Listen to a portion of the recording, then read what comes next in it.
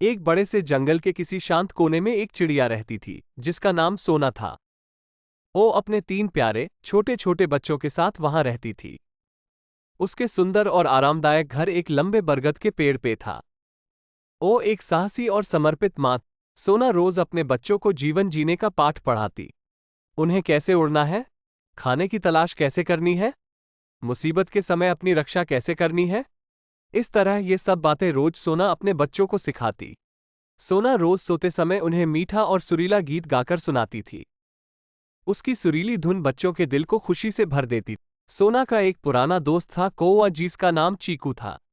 वो पास के पेड़ पर ही रहता था। वो अक्सर सोना के साथ खाने की तलाश में उसके साथ जाया करता था। जब सोना बच्चों के लिए खाना लेने निकली, उसका दोस्त चीकू भी आ गया। चीकू ने सोना से पूछा, सोना, क्या तुमने उस क्रूर चील के बारे में सुना? कल उसने कबूतर के बच्चों को अपना खाना बना लिया। सभी कबूतर के लिए दुखी है। सारे पक्षी अपने अपने बच्चों को लेकर बहुत डरे हुए हैं। सोना ने बताया। हाँ भाई चीकू, मैंने भी सुना है कि उसने कबूतर के 2 बच्चों को खा लिया। अगर वो समय से न आती तो वो दुष्ट चील उसके तीसरे बच्चे को भी खा जाता। चीकू ने आगे बताया। देखो सोना, मैं तुम्हें डरा नहीं रहा बल्कि बहुत भारी दिल से बता रहा हूं कि उस चील की निगाह अब तुम्हारे घर पर है। मैंने उसे आज तुम्हारे घर के ऊपर घूमते हुए देखा। तुम्हें अब सावधानी से रहना होगा। सोना चीकू की बात सुनकर डर गई। उसका दिल दहला गया। घर पहुंचने पर उसने अपने प्यारे बच्चों को गले से लगाया। वह जानती थी कि उसके बच्चे अब खतरे में हैं। सुबह होते ही सोना ने अपने दोस्त चीकू से मदद मांगी। सोना ने चीकू से कहा, चीकू भाई, हमें उस अत्याचारी चील को यहाँ से भगाना ही होगा, वरना वो हम सबके बच्चे बारी बारी से खा जाएगा। चीकू सोना की बात से सहमत था, लेकिन उसने सोना से पूछा, पर हम उस चील का सामना अकेले कैसे करेंगे? सोना ने अपना प्लान चीकू को विस्तार से समझाया। सोना ने अपने बच्चों को चीकू के घर छोड़ दिया। दोनों दूसरे पक्षियों से मदद मांगने निकल गए। सीधा सामना करने की बजाय सोना ने अपनी बुद्धिमत्ता का इस्तेमाल करके उस अत्याचारी चील को बेवकूफ बनाने का निर्णय लिया। उसने चीकू और दूसरे पक्षियों की मदद से मिलकर जानबूझकर दूसरे पेड़ में एक घोंसला बनाया, जो उसके असली घर की तरह दिखाई देता था। घोंसले के अंदर उसने पत्थर, कीड़े, टहनियां रख दिए और उन्हें घास से ढक दिया।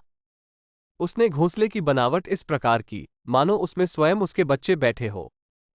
सोना जानती थी कि चील की तेज आंखें इस घोंसले को देखेंगी। सभी पक्षी छुप गए। जब सूरज धीरे धीरे ढलने लगा, चील सोना के घर के ऊपर चक्कर काटने लगा।